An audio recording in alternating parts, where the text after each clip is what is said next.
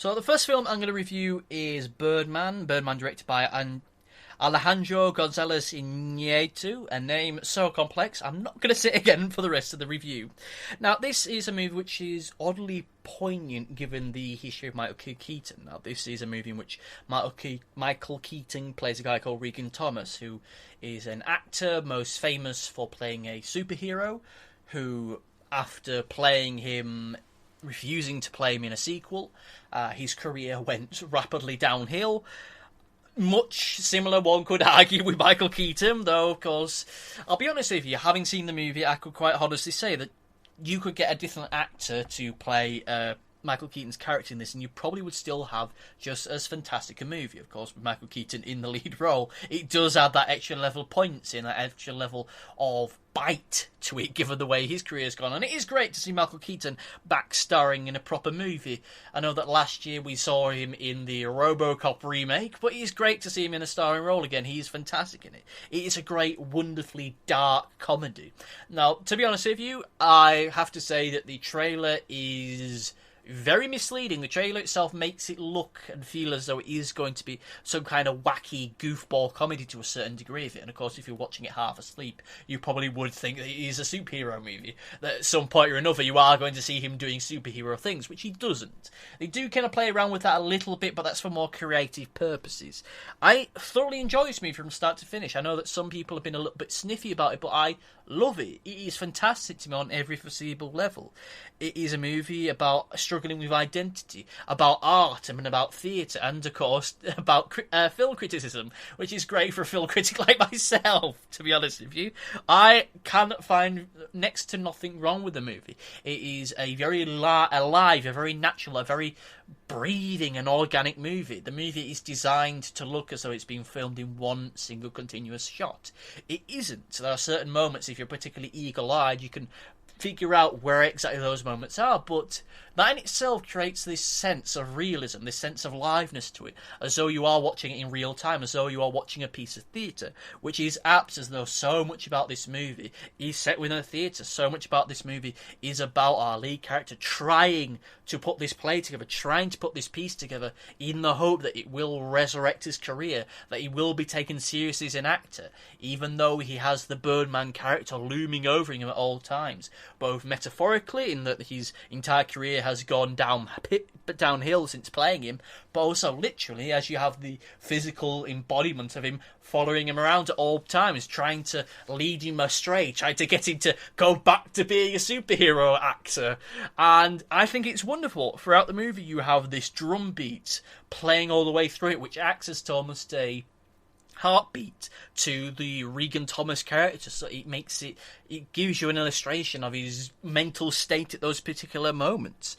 It is wonderful. I am, as a slight way of caveat, the closest thing to criticism that I can think to it is that I'm not 100% sure whether I enjoyed it as just your average, everyday, common or garden variety film fan, or whether I enjoyed it more as somebody who is a theatre maker, someone who has spent the past 7 years making theatre in different forms and genres, in performance art and stand-up, live art festivals and this, that and the other, or whether I enjoyed it more as just being a film fan.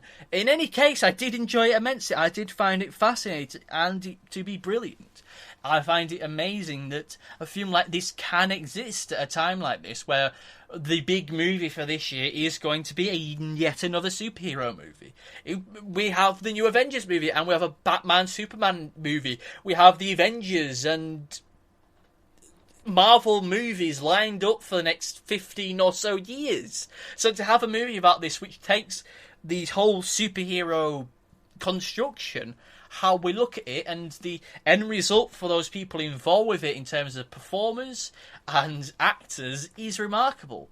Let us not forget that Michael Keaton, once again, is somebody who, for many people, is most famous for playing a superhero, and where his career went shortly after doing that. And to see that illustrated and performed and done in such a way as this is remarkable. Once again, like I said at the top of the review, had you had someone else playing the Regan Thomas character, this movie would still be as effective. But because it's Michael Keaton, because he's a person who is himself from comedy, you get that extra bit of time and you get that extra bit of zest needed to it. Had it been Michael Keaton, who has never been Batman, and it was just him now, it would still be as good a performance. Had it been anybody else, it would have been just as good as a performance. I loved it. I honestly loved it. The idea is that even though he was never really Birdman, he can still struggle with the alter ego thing, as Bruce Wayne would do, or Clark Kent would do. It's remarkable. Of course, the ending does make it all a little bit ambiguous, but I quite like the ending in an odd way. I know some people it did infuriate, some people it did annoy, but I did love this movie. I cannot flaw it in any way, shape or form because it is remarkable. I hope that it does do well in the Oscars, even though myself, I'm not a fan of the Oscars. I could quite happily live in a world where the Oscars didn't exist. But it is a movie which I highly recommend that you go out and see. It was incredibly difficult for me to actually see it in the first place. I had to travel to Blackburn in order to see it, but I'm happy to say that many cinemas now are starting to see it released. It is on a wider release now, and if you can see it, then see it. It is a remarkable movie. It is wonderful and amazing. You may disagree with me. You're well in your right to do so.